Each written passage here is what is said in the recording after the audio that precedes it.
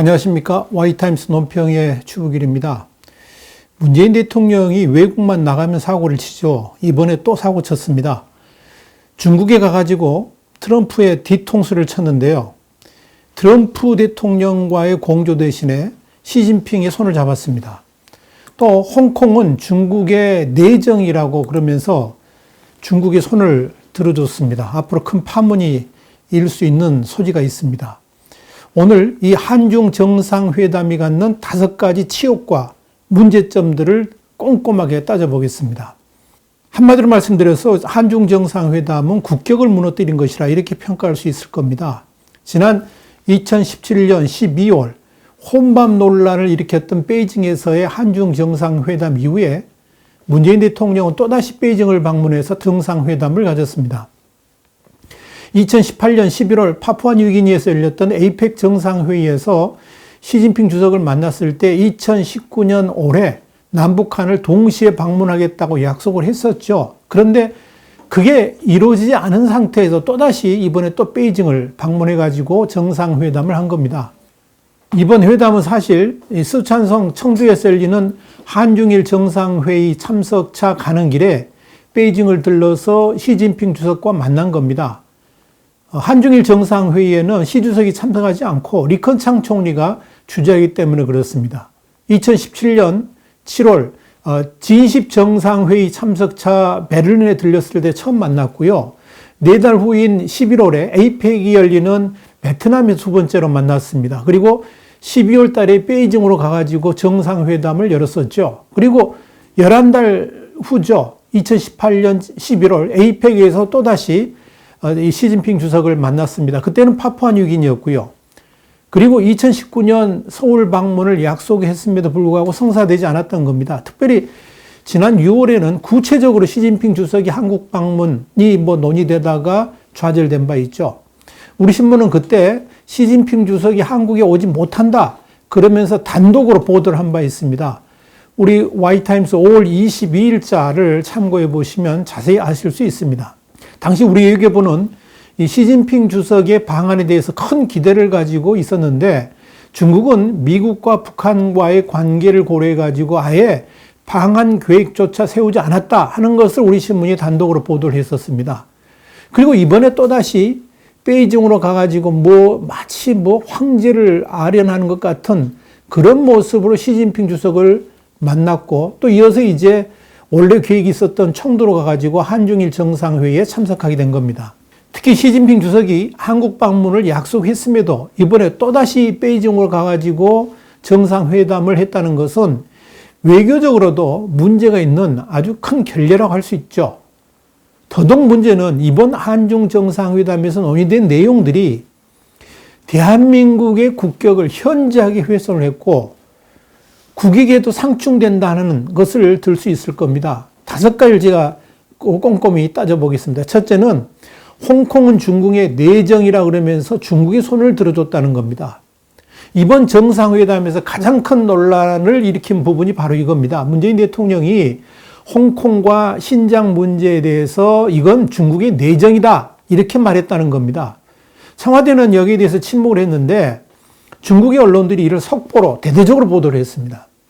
홍콩 문제가 세계적인 이슈이기도 하고 특히 도널드 트럼프 미국 대통령의 중요한 관심사항이기도 합니다.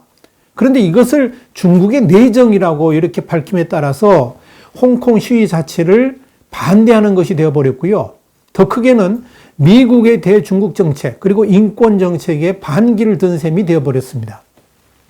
더불어 한국의 60항쟁을 모델로 해가지고 대정부 투쟁을 벌여온 홍콩 시민들에게 찬물을 끼얹는 형국이 되어버렸다는 점에서 소위 인권 대통령이라고 자부해온 이름에 완전히 먹칠을 한 꼴이 됐습니다.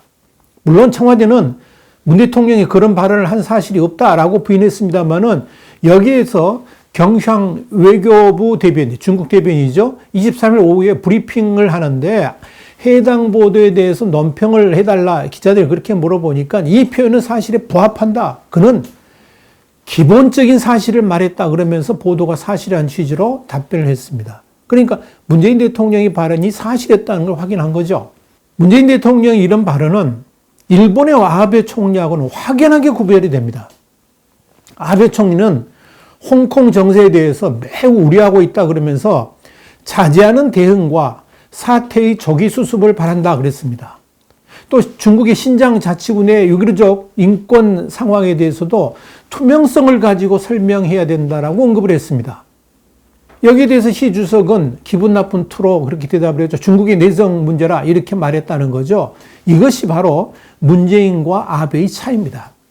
두 번째 이슈는 시진핑 주석과 대북 제재 완화에 대해서 맞장구를 쳤다는 겁니다. 문 대통령이 시진핑과의 회담에서 한중은 한반도 문제에서 입장과 이익이 일치한다라는 이 시 주석의 말에 적극 공감하면서 북한을 다시 대화의장으로 이끌어내기 위해서 유화책이 필요하다는 점을 개진했다는 겁니다. 시 주석은 이어서 그러니까 한중은 모두 한반도 평화 안정 수호를 견지하고 대화와 협상을 통해서 문제를 해결해야 된다. 이걸 주장했다는 거죠. 대화를 통한 해결이라는 문 대통령의 한반도 평화 프로세스에 대해서 시 주석이 지원해 주겠다라는 것을 재확인한 겁니다. 이와 함께 지난 16일 중국과 러시아가 유엔 안전보장이사회에 남북 철도, 도로 연결에 대한 대북 제재 완화, 이런 내용을 결의안을 제출했지 않습니까? 여기에 대해서 적극적인 수용, 그리고 대북 제재 완화를 시진핑 주석과 문 대통령이 맞장구를 쳤다는 거죠.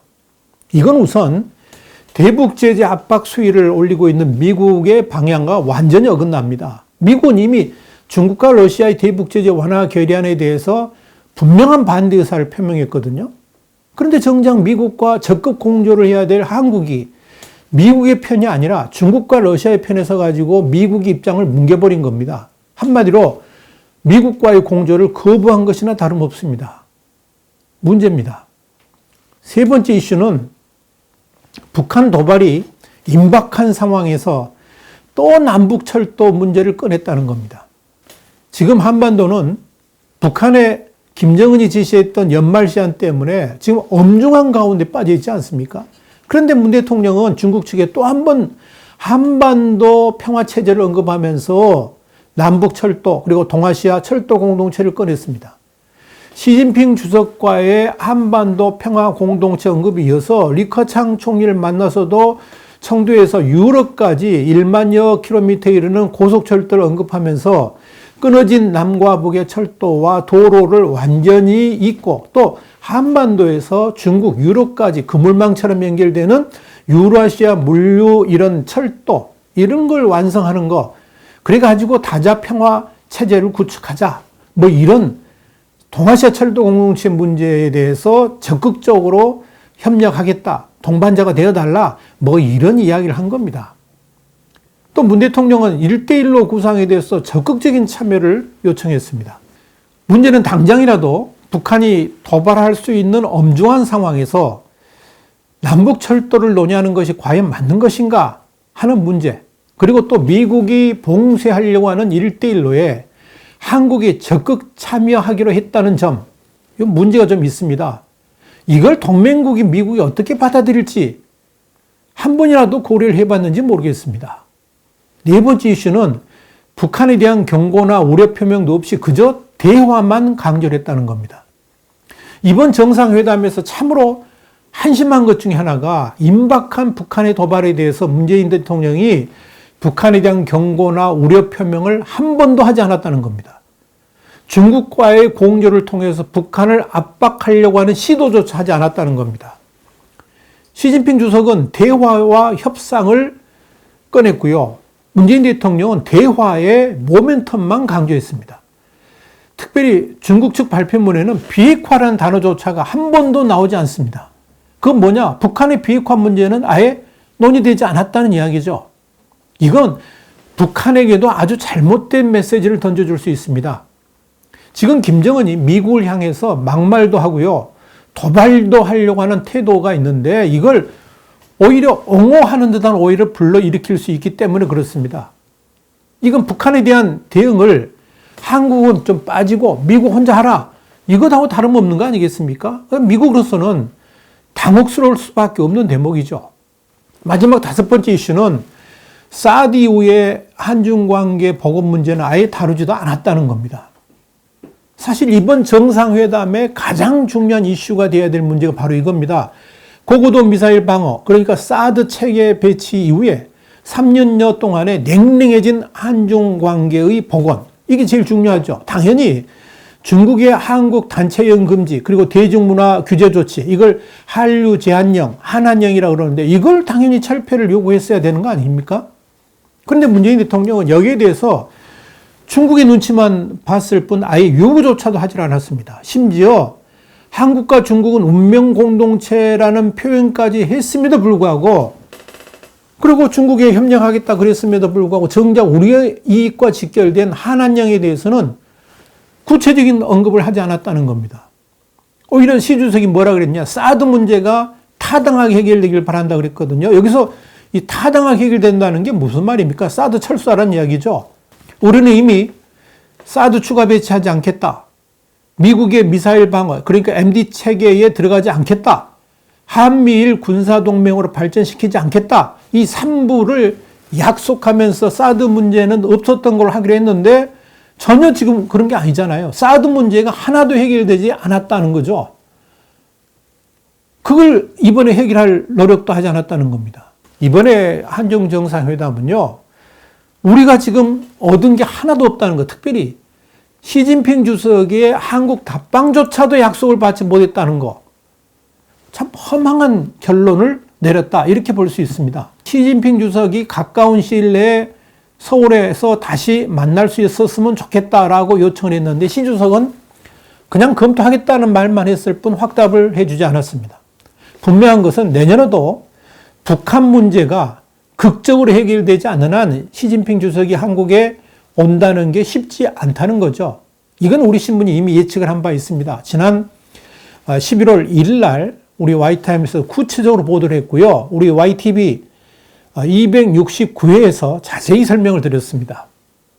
역시 우리 신문 단독으로 보도를 한 겁니다. 중국 스촨의 청도에서 열리는 한중일 정상회담에 참석하기 위해서 가는 길에 마치 황제를 아련하듯이 베이징을 들려서 밥 한 끼 얻어먹고 55분간 대화하고 그랬는데 결과가 얻어진 게 하나도 없다 이 얘기죠. 시 주석이 청도로 왔으면 간단하게 될 일을 이렇게 번거롭게 만들었는데 우리 소득은 하나도 없었다 하는 이야기입니다. 그러니까 이걸 바라보는 국민들의 마음이 참담할 수밖에 없죠. 왜 베이징에 갔을까요? 우리 얻은 거 하나도 없고요. 심지어 우리가 베이징으로 2번씩이나 갔는데 한국을 한 번도 오지 않는 시진핑 주석에 대해서 제대로 답방 약속도 받지 못한 한중 정상회담이었습니다. 참담합니다. YT임즈 논평이었습니다. 다음 시간에 다시 뵙겠습니다. 감사합니다.